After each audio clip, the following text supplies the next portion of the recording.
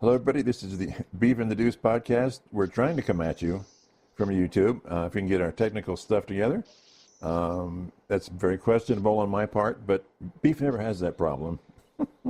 So We're just chilling. Beef, how's it going? We're chilling. We're not hanging up. We're not having, Yeah, like you said, technical difficulties. We're just yeah. we're just sipping on a nice bourbon. Yeah, the key is, I'm telling everybody now, when you're ready to start, hit the start button. Don't just hang up on them.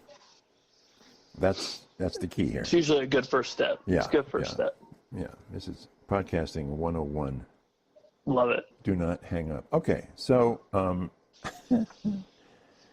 going to talk about we're going to go run down, probably not the whole league this week, but all 32 of the NFL teams, what I think their major need is, and whether Beef agrees with me, probably won't, and then what do they do about it, and then we can refer that to the draft and free agency. But first, I happened to see Trayvon Henderson on Pro Football Talk, and he was just very impressive as a person, responding, very articulate, had his crap together. And he was saying that it's because of, and they asked him about it, why you guys are so, the Ohio State players are so on point. And he said that's because they train us to be on point. Not only do they train us to be hopefully really good football players, but they work with us constantly. And there's also players from the past, like Ezekiel and others from every position. They come back, or they'll make contact with us to see how we're doing, give us a little advice, give us some encouragement. So I was impressed by that. Any other thoughts? Like Will Howard, he's impressing everybody, isn't he? Yeah, I mean, the Buckeyes in totality are making waves, and they're good waves. Quinshon and Travion, obviously, with the physical attributes, Yeah, sure. definitely opened up some eyes, especially in the 40-yard dash. They both ran. Yeah. I think Travion ran a 4.43. Quinshon was a 4.48. So that's opening up some eyes. Let's see, Will Howard and his, I guess, throwing portion of the combine was like middle of the pack. Like he had some pretty arid throws, and then he had some really good throws. Right. But going back to what you were saying about like the interview portion of that process, they're all crushing it. Will Howard, his leadership qualities are coming out like crazy. All the guys are super personable, and that's going to drastically raise all of their draft stocks. Not just solely physically, but like you said, as a person. Emeka Egbuka, straight up said in an interview he chose Ohio State because he would be tested as a player and as a person, and that he would have chose to go nowhere else. Yeah. And now you're looking at a first-round draft pick receiver. I mean, it's truly remarkable. I mean, that's the culture. Everyone's kind of questioning the Ryan Day culture, or the culture before him with Urban. But like, look at what's been churned out of Ohio State. Yeah. Yeah. I mean, you have great players, obviously great superstars. Yeah. There's some good people. Yeah. Yeah. If you're going to pay somebody a lot of money, you don't want problems. You don't want Deshaun Watsons in your franchise. You want good overall people with no problems. Yeah. Now you're going to have some hiccups, like that. That's fine. Mm-hmm. But at the end of the day, you want good people, respectable people. Yeah. And Pro Football, he was saying, obviously OSU has the reputation for wide receiver, but he goes, when you look back 10 years or more, Ohio State's turned out some very good running backs as well. Oh yeah, and you have running backs that have been in the league for a good period of time. Dobbins, not Elliott. just like a 1 or 2 year thing. They're there for multiple years, or maybe even a couple contracts. I mean, even Trey Sermon, who was drafted a little bit later, still getting some good playing time with Indianapolis. He's a backup to Jonathan Taylor, who obviously is one of the top stars for that position. Yep. Obviously, you have Ezekiel Elliott, who is one of the best Dallas Cowboys running backs in their history. Right. Which is a pretty significant history, I may add. Yeah. For sure. I mean, Beanie Wells Mm-hmm. had a pretty solid career. He was just kind of banged up. Mm-hmm. I mean, Dobbins. do we need to go back to J.K. Dobbins, Eddie George? Mm-hmm. I mean, you can go farther back if you really want to. I mean, there's a lot of talent, Yeah. a whole lot of talent in that backfield, and it's going to continue to happen. Yeah. Yep. Okay. So, I know they're not your team, they're my team, but the NFL players rate their head coaches by each team, and apparently nobody gets below a C, because nobody wants to rate them lower than a C. But there were 3 coaches this year that had C ratings. 2 of them were fired, and the other one is Stefanski for the Browns. Does this speak to the turmoil in the whole locker room or the whole program, or I haven't heard that somehow he sucks as a coach, but there's so much. I think he's the fall guy. I just think he's the fall guy. Okay. There's a lot to fall. It's not fair, obviously, for him because he's doing what he can with what he has. Right. I mean, you're expecting Deshaun Watson to be this, basically your franchise, turn this place around sort of quarterback, and that failed miserably. Now, was it his choice to reach after Deshaun as hard as they did? I would say he maybe had a little bit of influence, but not the whole. Right. Not the whole thing. He was involved, but he wasn't the main. He didn't have. He wasn't the one with the money. Yeah. But I mean, the backups before or the backups after Deshaun, you have Jameis Winston, not very consistent. DTR, wildly inconsistent. And the only consistent quarterback that you had, you let go. Yeah. You let Joe Flacco go. Well, then there's Bake. Yeah, God forbid the first pick. It takes you to the playoffs, wins you a playoff game, and then he has, one mediocre season. Where he was heavily injured, yes. Yeah, and it just goes to shit. Like, see you later, we're not going to re-sign you. Yeah. Or we're just going to trade you. Like, it's idiotic. Oh, and by the way, he goes and is, pretty successful down in Tampa. Right. Yeah, hell, he went to Carolina. Carolina was crap. Then he goes to L.A., wins a game in less than 48 hours. Yeah. And takes a 1-year deal with Tampa and turns it into a 3-year, $100 million contract. Yeah, it's a career move. It's almost. It's not him. It's definitely the franchise. I don't know if it's Stefanski. It's interesting because when you're talking about the Cleveland Browns since they've come back into the league, which is almost getting on 30 years now or something like that. The 2 best quarterbacks would be Joe Flacco by result, but would be Joe Flacco and Bake. And they kicked them both right out the door. It's truly comical. Yeah.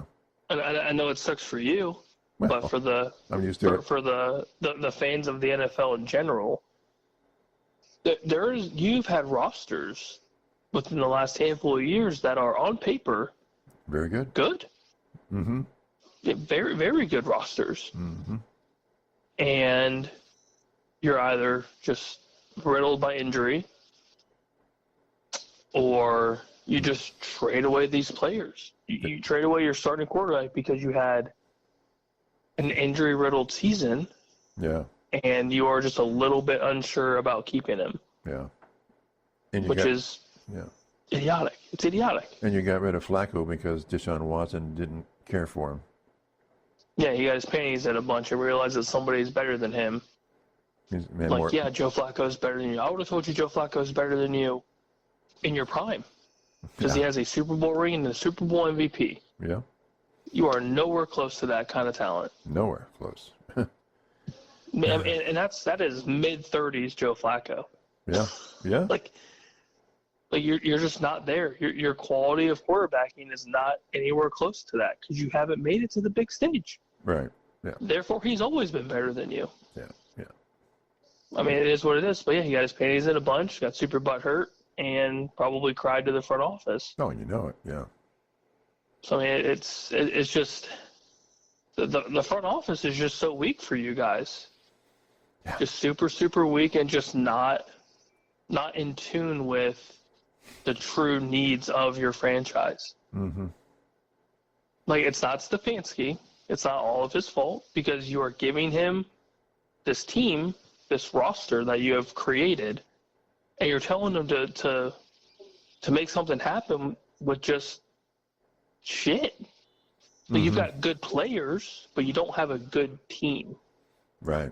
There's a huge difference. You need a good team. You can't have just one or two good players. So does this revolve? We'll talk about it later, but does this revolve around or apply to the Myles Garrett situation where they actually want to keep him now? They figured out, hey, he's a really good player.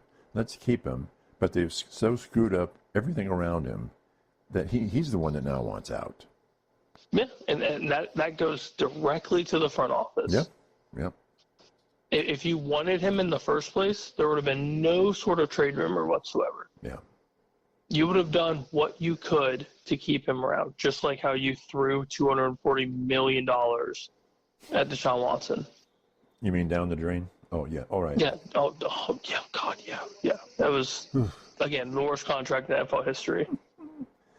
But Okay. if you truly wanted to keep this one of a kind talent, you should have done it. You should have worked a little bit harder than what this is, because right now you're trying to backtrack. Mm-hmm. Your tail's between your legs, and you're trying to backtrack. Trying to save your butt. Yeah. Yeah, because he has the upper hand. Oh, absolutely. Yeah. No doubt. He is arguably the best defensive player in the league. Yeah. And you're just letting him walk away, and he's going to go to a Philadelphia, or he's going to go to a Washington Commanders, or the Kansas City Chiefs, or the Lions, or the Niners. Like, he's going to win a ring wherever he goes, I think. I personally would love to see him go to the Lions. I think he fits the mold Yeah. that is the Detroit Lions, and Dan Campbell would have a field day with him. Oh, yeah. Love at first sight. Oh, yeah. I mean, anywhere he goes, he will thrive. Yeah. Yeah. But the Browns. Yeah, God, no. So let's start in with our analysis of the league. So we'll start with the Cardinals. To me, they need edge rushers. Edge rushers. Are they ever going to get one? I mean, their pass rush was really bad this year. Really, really bad. Especially on the edge. I would say that maybe some offensive line help. Yeah. But they just weren't getting to. If you can't get to the quarter, you know what happens. This is the NFL. If you can't threaten the other quarterback, you're going to get killed. Oh yeah, you're done for. So yeah, I mean, I would say obviously you could kind of work into the Buckeye fandom here. Yeah, go after some young edge talent. Maybe try to get somebody in free agency depending on who's available. Mm-hmm. Receiver help would obviously be beneficial to them too. Yeah. Because you have a young Marvin Harrison. Yeah. Pair him up with another young star and kind of mold that offense together. Yeah. That would be obviously very smart. I'm not sure how many picks they have in this year's draft, but they can definitely use the majority of those, I would say, on the defensive side. Why did they seemingly underutilize Harrison? It seemed like he was not targeted all that much. I think it's more so of Kyler's inability to get him the ball. Ah, okay. I think it's Running for his life? a little bit of that. I think it's more Kyler's doing too much with the football. And he's not realizing that in this kind of newly revamped offense with the new head coach, you have a stud in the making. Yeah. Just throw the ball in his somewhere in the vicinity of where he is. Mm-hmm. And granted, Kyler hasn't really had like a true number one. He's had kind of an older DeAndre Hopkins, a beat up Hollywood Brown. So he hasn't really had that luxury, if you will. So maybe it's something to get used to, if I'm being devil's advocate. But at the end of the day, as a quarterback, you have to know where your best players are. Right. Right. And that point in time, it's better than 50-50 shot that Marvin Harrison gets a jump ball. Yeah. He did it throughout all of college and on one of the biggest stages of college football. It's just throw him the ball. Yeah. And I think that will definitely change year 2 with Marvin and him for that connection. I think we'll see a big jump. Okay. All right, let's move on to the Atlanta Falcons. To me, it's what happens with Cousins overall. They've got to figure this out. It's the quarterback situation. I mean, I think they know it's no longer going to be Cousins. But what do they do with this huge amount of money they've owed this guy? Yeah, I mean, because I feel like team-wise they're okay. Right. Maybe a little bit of help on the offensive line and defensive side of the ball. Maybe get another receiver for Drake London.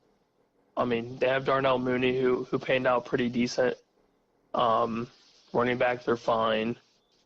Secondary, I mean, I would say, especially for the NFC South, you've got some premier receivers down there, or young premier receivers, depending on what team you're looking at. So secondary is probably big for those interdivision games.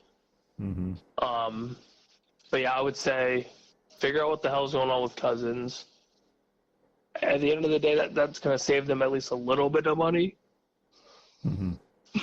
Not a ton, because I think a lot of his contract was guaranteed. Right. So right. It sucks.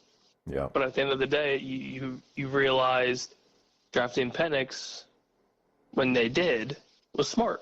Yeah. People gave them a bunch of shit for it, but at the end of the day, it's smart. Yeah. Yeah. Because you kind of threw a large chunk of money to an older quarterback, but who hasn't worked out. Yeah, but if they never drafted Penix, who's their backup? Right. Right. It's going to be some bum, some nobody. Right. So yeah, I mean, figure out the Cousins situation, see if you can get something out of him. Maybe a late round pick or something to at least benefit from it. Yeah. No. But yeah, it's interesting. It's very interesting. Has Cousins made any noise like he wants to go somewhere else, or is he happy? I would say it's a mutual, like, yeah, I want to start. You don't want me to start. Give me a chance to go somewhere else to play. Okay. All right. That's kind of from what I've seen. Okay. Baltimore, the Ravens, they need to patch up their O-line, which is basically almost all free agency this year. Their problem is they're a lot over the cap space right now. They're seriously over the cap, and so they don't have much money to play around with. So what do? My assessment is the O-line. They got to figure that out. I would say a lot of it is secondary, because their secondary was awful, just atrocious last year. Okay. Gave up a lot of deep balls, a lot of points. But they're still way over the cap. So it's still... but the cap's the issue. Now Lamar doesn't help with that cap, but you had to pay him. Right. Derrick Henry got paid, so obviously you're stuck with those two. But yeah, like where do you save the money? Like, who do you cut ties with? That's probably a question within the question. Yeah. Like you said, offensive line is basically free agency. Yeah, I mean, who knows how many you're going to keep, if any. Right. So draft wise, they're probably going to try to hit some rookie line, which is smart. Yeah, that's tough. Yeah. It's really tough because, I mean, there's a lot of needs. Now you have, outside of just a defense, which I'm sure Harbaugh and that front office are going to try to make a point to draft. Right. That was their issue in the beginning of the season, was some of those close games they lost was because their defense blew it. Just absolutely blew it. And if they want to keep that O-line, they're going to have to pay it. They're going to have to pay them more. Yeah. So maybe they release some veteran defensive personnel. I mean, they have a decent amount back there. Yeah. I mean, you're not getting rid of Derrick Henry, Right. and you're not getting rid of Lamar Jackson. So, but I mean, they don't have anybody expensive, wideout wise, at least not yet. So it'll be interesting to see if they try to key in on that in the draft as well. I mean, there's some holes to fill. Yeah. It's just a matter of what's a bigger priority for them. Right. Okay. Buffalo Bills. The issue with Cook is running back, and are they ever going to get a true number one wide receiver? And they're one of their dilemmas is they are over the cap space right now. Okay. So I'm going. Basically, it's wide receiver with a side order of Cook. Yeah, the Cook thing needs to get figured out quick, I think. Well, he's on. Because again, young premier talent, he's still there, which is good. His request of 15-something million a season is insane. Cheap. Yeah, it's pretty weird. So we'll see. We'll see if that happens. I doubt it will. Especially if you saw I can't remember Derrick Henry's exact numbers, but I mean you're not putting up D. Henry type numbers. Right. You're putting up good numbers, but nothing like that. Or Saquon Barkley, you're nowhere close to that. Yeah, but he doesn't have to do those to be a good running back. No, but if I'm him and I'm requesting 15 mil, well, yeah, you got to prove it. I would be looking at those types of players. Like, am I close to that? No, not close. I mean, you're somewhat in the ballpark, but you're not there. Right. But yeah, premier receiver is huge because you thought them drafting Keon Coleman would have been decent. Big receiver, Florida State guy. You're like, okay, this could be okay. Wasn't really okay. No, they just but gave an extension to, I think it's Shadur. I can't remember his last name off the top of my head. Yeah. But I think they gave him like a four-year extension. So I mean, you have somebody locked up, which is good. He ended up being their premier talent. So yeah, I mean, it's always good to draft a Buckeye receiver. I'm sure they're going to be looking in on somebody receiver-wise, but I would say someone like an Emeka, premier route runner, would be smart to look at, especially in the later first round if he's still there. Yep. Or trade up.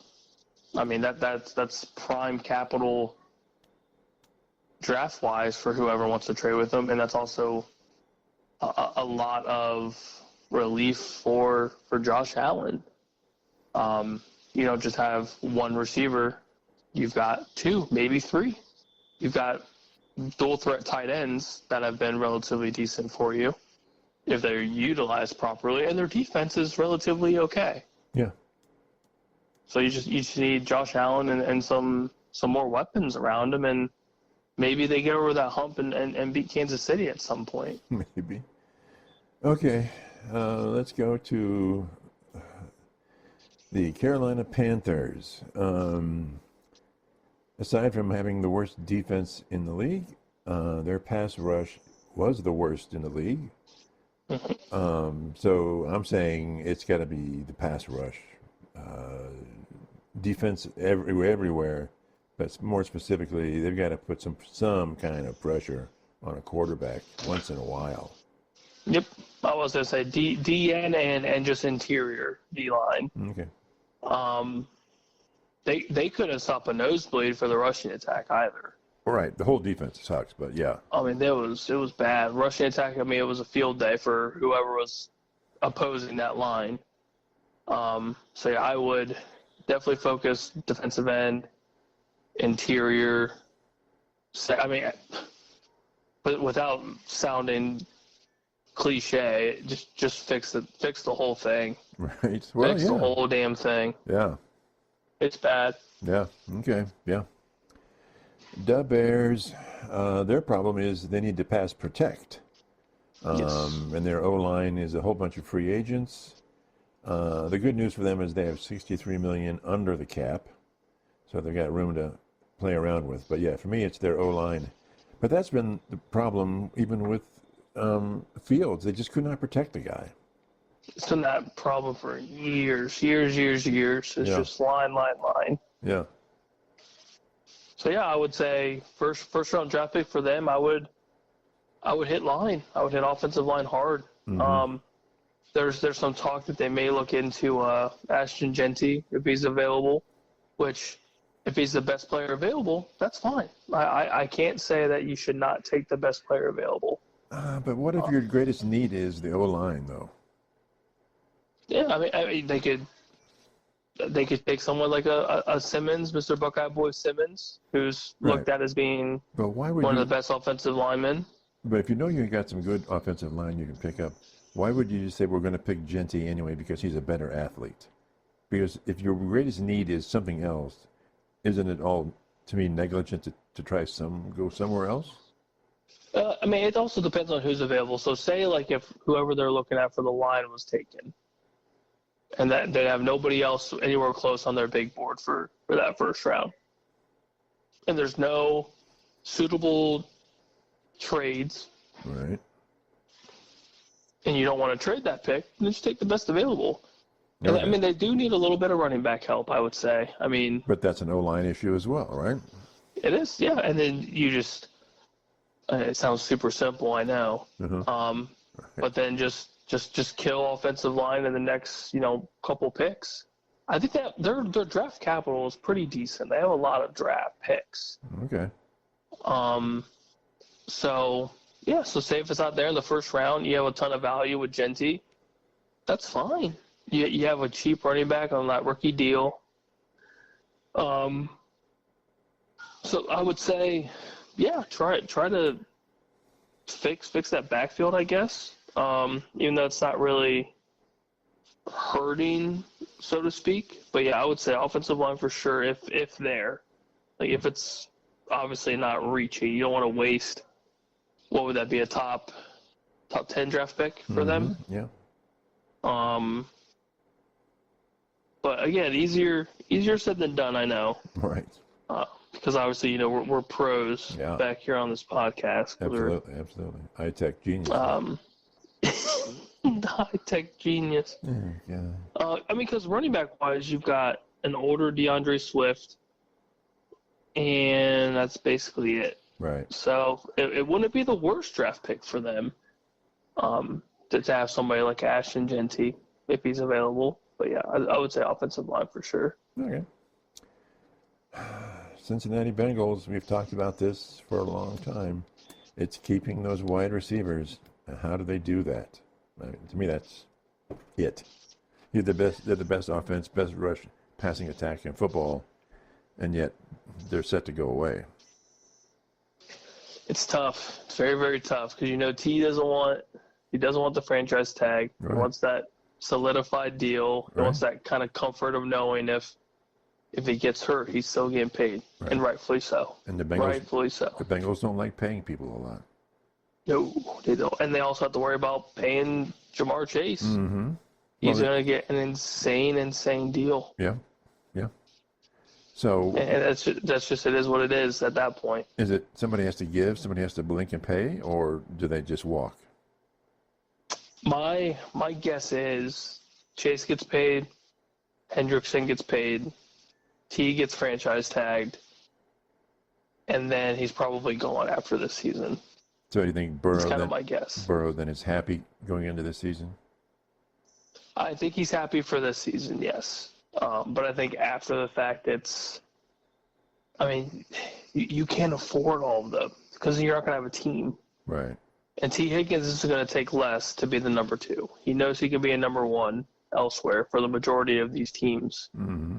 And he knows his value, which, again, rightfully so. Like, you have proven to be a very good receiver when you're healthy, when you're on the field. And that's been kind of his issues. Had injury seasons for the last, couple of years now. Right. But yeah, I mean, it's kind of that. If we do this, it's win now. It's tough to say if they can do that.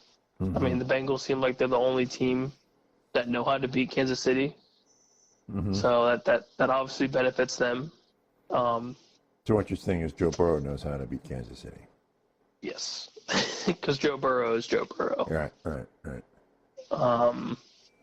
But yeah, it's. I don't know how they can keep all of them, and I don't think they can. Okay. Because you want to keep your premier pass rusher, Mr. I think he has 17 and a half, 18 and a half sacks last season. Mm-hmm. That's a big deal. That's a huge. big deal. Huge. Yeah. Jamar Chase, Triple Crown winner. You're not letting him go. He's going to demand money. You're going to give it to him.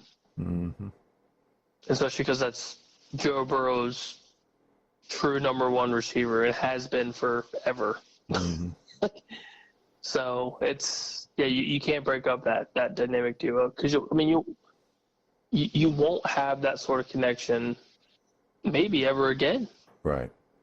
I mean they are truly remarkable. It's a generational setup. Yeah. Yes, so they need to keep that together at any cost. And T. Higgins just is kind of unlucky in that aspect. Mm-hmm. Your number one receiver is a probable future Hall of Famer. Yeah, probably, yeah. Okay, we can skip this one because we've talked about it ad nauseum, and even earlier, Cleveland Browns. It's the Garrett situation, and then of course, there is the quarterback situation. So, yeah, God. So there's so many things and we've talked about it. Do you want to just skip over these guys and move on? Yeah, sure. I mean, we all know they need quarterback help, but they need this Myles Garrett thing to get figured out. Yeah. I guess the biggest question is, do they draft a quarterback at 2? Right. Yeah, some say yes, some say no. It also depends on who's available and what the front office's plan is, because we know your front office does just magical work for your team. So here's my question. I just thought of this. So if they got rid of Flacco because Watson he's threatened by him, wouldn't them picking a quarterback at number 2 threaten him as well? Would he not like that, and they'll kowtow to his desires? I think the writing's on the wall that he's done. Okay. You think he realizes it, though? I mean, really? If he hasn't realized it already, he probably will. Because at some point he's going to have to. Right. When he's not playing, he'll kind of... Yeah, I mean, it's a wash at this point. It's a very expensive wash. Yeah, well. But, yeah, I mean, the writing's on the wall, I think. Okay. Well, the next one I had was your team, the Dallas Cowboys. And, of course, it's do they sign Micah Parsons, who I got to believe he's going to at some point. I would hope so. But they have so many other needs as well that it's you want to just, because we'll be talking about this team again later on. You want to just move on? Yeah, I mean you've kind of hit it on the head. Yeah. Micah Parsons is priority numero uno. Yeah. And then everything else, like you said, it's line, it's secondary, it's receiver, it's everything. Running back. I was reading today with Parsons that at a certain point, per his contract, if they sign him like now or soon, or like before the draft or something, it's a bonus or something. It'll cost them $12 million. But if he waits after that, Jerry waits after that, which he tends to want to do, that will double to $24 million that he'll have to pay him if he signs him at all. Yep. So why is he effing around and not signing this guy? That's the dilemma. What's going on in Jerry's mind? Yeah, there should have never. It shouldn't even be a conversation. Yeah. It should have already been done. Yeah. Because again, he's one of the top 5 defensive players in the league. Yeah. Oh, for sure. I mean, there shouldn't even be a question. Just sign the man. Okay. Well, keep your core talent. Surround your core talent with good pieces. Mm-hmm. And of course, we haven't been able to do that since the 90s. So. Okay, moving on. The Broncos. They need more offense than Bo Nix. We got to have some weapons around Bo here. Otherwise, yes, it's just going to be more of the same. So I mean, I think they have a decent backfield, running back wise. I would say drafting running back would be beneficial for them. Drafting receiver would be beneficial. So weapons, skilled players, yeah. Yeah, skill players basically for them on the offensive side. Again, Bo played well with Right. very little talent. Played really well. Exactly. 10-7 made the playoffs. Yeah, and defense I feel like is relatively sound. Yeah. I mean, it never hurts to draft an additional edge rusher, or I mean anybody in the front seven really for them. Right. But I think key skill players on the offensive side are probably their priority. So what do they do Okay. with everything that we're talking about, making them a better team? They are in a very good division, obviously, with the Chiefs and the resurging Chargers. That's a tough row to hoe. But they got to try, right? I mean, you can't not try. So. No, yeah, I mean, even them being 10-7 in your first year as a rookie quarterback, nobody saw that. So it's promising, and maybe Sean Payton's kind of had a little bit of a resurgence in his coaching career. So we'll see. But yeah, it's definitely tough. Okay. The Lions, they lost both their coordinators. To me, that's a front office problem, but not a player problem. But I think that's probably the main issue. They need some defensive back end. But other than that, that's what I see. Yeah, I think that's just the biggest question. I think draft-wise, they'll probably kill it again, like they have been the last handful of years. So yeah, I mean, I think there's no outside of the coaching staff. That's the biggest negative for them is what comes after this. Right. Because you've got your players, you've re-signed all the necessary players that you've had to, which was great. You've extended Jared Goff, which is smart. Amon-Ra St. Brown, same thing. Penei Sewell, same thing. Aiden Hutchinson's probably going to be there for life. Right. I mean, like you said, back end secondary is kind of a big question mark for them because they do give up a lot of points.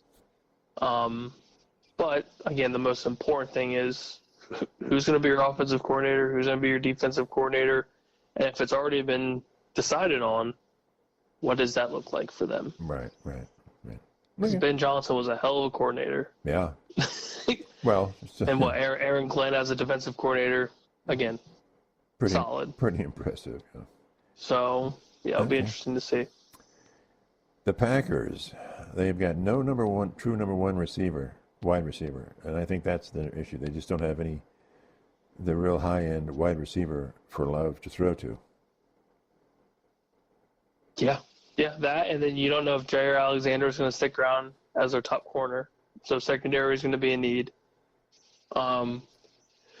There's talk, not sure how true it is, but they're looking at trading a young receiver talent, whoever they may be, in a draft pick for DK Metcalf from Seattle. Really? That would be very intriguing.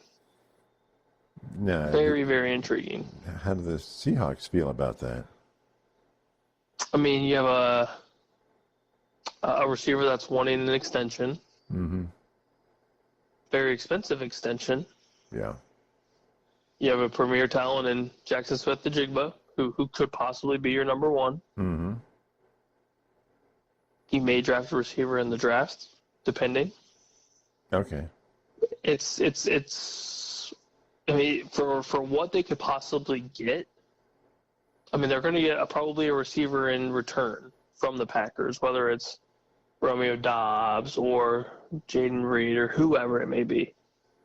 So they're getting something in return and a draft pick. Might not be a terrible idea because you don't know what's happening with Geno Smith. You don't know if he's sticking around. You don't know if he's going. Seattle may be looking at a quarterback in this draft. So there's a lot of questions. And if you can kind of stockpile some picks, maybe get some young talent going, try to possibly halt a complete rebuild on the offensive side, I would be intrigued, at least to see what you could get value-wise. But okay, let's say I'm Seattle, I'm the front office, and I think what's with Geno. The two supposedly premier draft quarterbacks will probably be gone.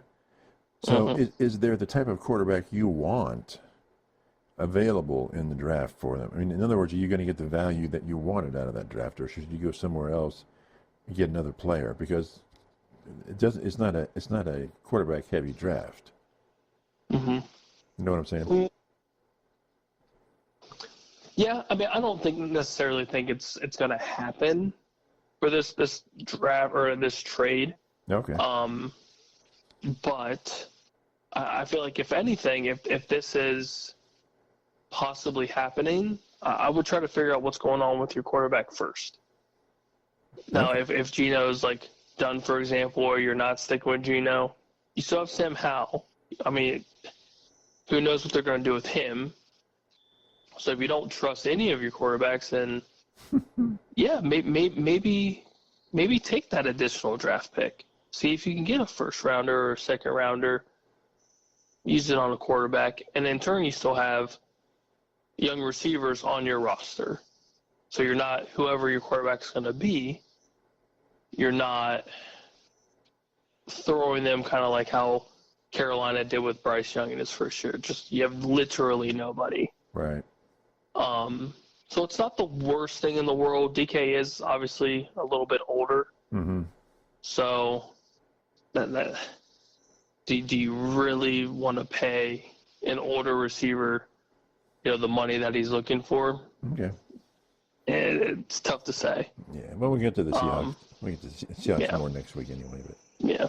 Okay. So you agree that basically they're looking for a true number one wide receiver? Yes. Oh, yeah. They've needed a number one for a long time. Okay.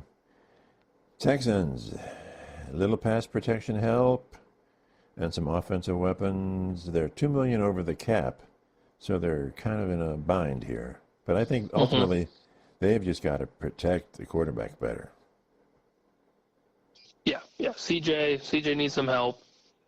Because I feel like receiver-wise, they're fine. They got Nico Collins on a long deal. Tank Dell's a good number 2. Defense is fine. You have a defensive-minded head coach, so that helps. Mm-hmm. But yeah, I think offensive line is a massive, massive need for them. Okay. And if that's all it takes, I mean, the team itself is ready for a playoff push. They already proved that. Yeah. Now it's tweaking some things and getting the pass protection just a little bit better for CJ to have some time to make plays. Because when he has time to make plays, he's obviously solid. Yep, I agree. Okay. One more on this podcast. The Colts. Is it Richardson or is it not Richardson? That's my take on the Colts. That's tough. I would say, because you brought up the depth of this quarterback draft, it seems as if that narrative is kind of going in a positive direction after the combine. So any quarterback post Cam Warden, Shedeur Sanders. So like Quinn Ewers, for example, is making some noise. Jackson Dart's making some noise. Will Howard's making some noise. Right. So there's potential, which is always good. It's not like I don't feel like the quarterback depth now is nearly as flat as it was initially. Yeah. So maybe that narrative changes a little bit for some of these teams that are kind of on the fence with getting the quarterback. But if I'm the Colts, I would be hard pressed to not draft a quarterback and make it a competition. So in your mind, it's still a competition with Richardson. They're not done with him. Yes, I would say you still have him on his rookie deal for, I think, one more season, 2 more seasons. Right. So it doesn't hurt to keep him. It doesn't hurt at all. But I would make it a competition for sure. All right. Okay. Yeah, I agree with that one. So that's our front half of the NFL, and we'll do the next half on our next podcast. Anything else going on football-wise here? I mean, obviously we're coming up on the pro days and all that stuff leading up to the draft. Anything?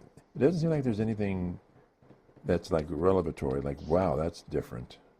Mm-hmm. So I would be curious to see, going back to the quarterbacks, I think my biggest takeaway post-combine with like the interviews and kind of the hoopla, if you will, with some of them throwing, some of them not. I want to see how the quarterbacks outside of Cam and Sanders, how do they look? Like, how does Quinn Ewers look? How does this, how does Jackson Dart look? How does Will Howard better his draft stock? So I feel like those are the quarterback names popping around almost more than Cam Ward and Shedeur Sanders. but I feel like they're so solidified in their spots. right. But That I think the bigger questions are like, who else is out there that could make just as much noise? But also, what team is out there that wants to give those guys a shot high up? I don't know. I feel like we'll be surprised. Okay. And I know that's, again, a super cliche thing to say. So who do you think is going to grab that number 3 or 4 quarterback? In probably second round, right? Part of me thinks that Uh-oh, here we go. Drum roll, please. So I think Cam Ward goes number 1 to the Giants. Okay. I think that's pretty much a given. Or not to the Giants, I'm sorry, to Tennessee. Mm-hmm. Or the Giants trade to number 1 and get Cam Ward at number 1. Okay.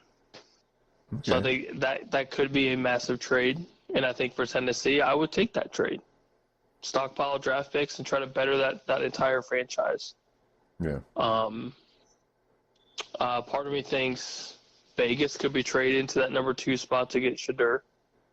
You don't think Vegas is going to go with the old guys club? I don't think so. There's Really? a lot of talk that they're either going to wait to draft a quarterback Really? or they're going to trade up to draft a quarterback. Really? So Carroll wants a brand new. Read, yeah, some things I've read that Shedeur might fall. He might fall to 6, which would be crazy. And you think that? Okay. So Wilson and Rodgers and Darnold are just assuming Darnold doesn't stay with the Vikings. Mm-hmm. They're not. No one's going to pick up on Rodgers and Wilson. You'll think this is funny. Because you were all there's about talk- you were all about Wilson going to the Raiders. All about it. Initially I was, but the more I think about it, I'm like, if I'm Pete Carroll and Chip Kelly, do I want to revolve this rebuilt team with an old quarterback just to have to redo it again? Because Russell Wilson's not going to be there forever if that is the pick. Well, how long is Pete Carroll going to be there? I think it's a 3-year deal. So 3-year coaching deal. But okay, so give me good 2-3 years out of Rodgers or Wilson, and I'm good. Yeah, I mean, it's possible. Then I'm Very retiring. possible. Very possible. So I mean, it's still a thing. I like the younger quarterback idea, Okay.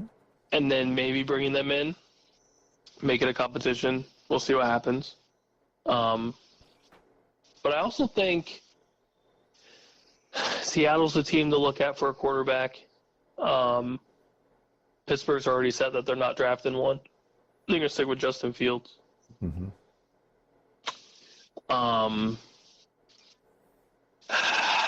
Other than that, I mean, Colts, obviously we talked about maybe they draft one early, Yeah. making a competition, which I think is smart. You think the Browns are in the market for drafting a quarterback that's, say, not the top 3 or top 2 quarterback? In other words, if those guys are gone, the Browns really going to worry about it? I would say they'd take somebody day 2. Again, they're not smart by any means, so I doubt they'll do it that way. But if they were smart, they would either trade that number 2 pick or take Abdul Carter if he's available at 2. You just take the best player available. And in the event that you do lose Myles Garrett, at least you hopefully have somewhat close as a replacement for that position. Do you think that would help Myles Garrett stay if they got it, Carter? I would be curious to see if it would help. I don't think it will. I think that relationship's pretty tainted. Just with all the trade talk, it sounds like he just is refusing to stay there. Which again, I don't blame him.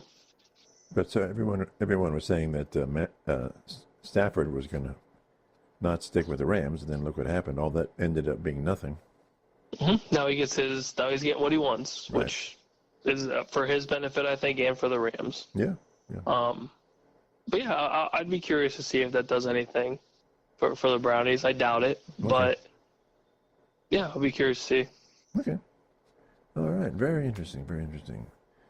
So what's next on the agenda, football-wise? What are we looking at here? Anything new coming up? Any new? I'm not seeing anything new.